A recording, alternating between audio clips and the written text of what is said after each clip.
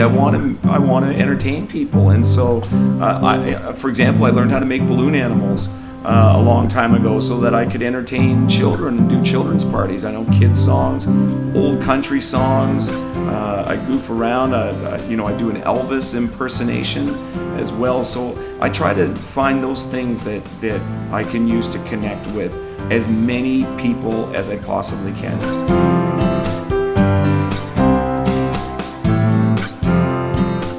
Well, my name is Mike Bravener, and I'm just passionate about people becoming fully alive. You might find me at a private party somewhere.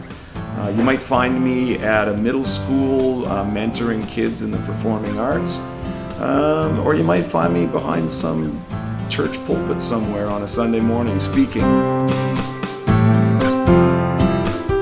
When I was 16 years old, at high school I was part of the photography club, and the king of rock and roll, Elvis, had just died. So I was up in a dark room and I was making pictures of an Elvis picture for this girl who I thought was really pretty, and she wanted Elvis pictures. So while I was up in the dark room, I was singing away at an Elvis song. One of my teachers in the middle of a lesson said, "Oh, and by the way, I heard you singing in the dark room. You should never sing again. That was terrible."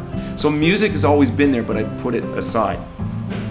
Went in and eventually became a Baptist pastor. I started finding myself coming alive with music. At that same time, a young man started coming to the church, so he and I started busking together, and we ended up at the farmer's market.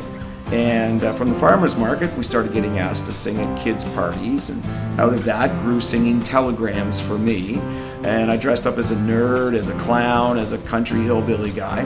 And then one summer, while I was in Collingwood, Ontario, I was now working at a different church, I saw these Elvises walking around, Elvi. I said, man, I could have Elvis as a character in my singing telegrams. And I thought it's a great way for me as a pastor, preacher, to meet people who didn't go to church.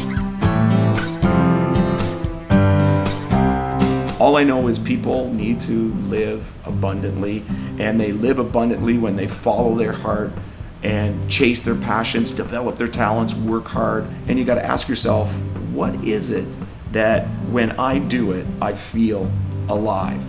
Whatever it is that you do that makes you feel alive, you can go, well, gee, maybe that's what I'm passionate about. We actually, as people, have so much in common. Sometimes we use different words, but the message and the meaning is still relevant and important for us to communicate to one another.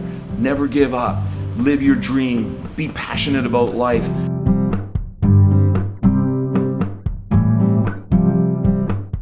Well, there's actually a few things brewing. Right now, I'm applying for a grant to record a CD of original material with my band. We're also developing a theater show which would trace sort of the roots of rock and roll music. I still do my Elvis tribute show, and we'd like to move that into bigger stages and theaters. My ministry is what I'm doing.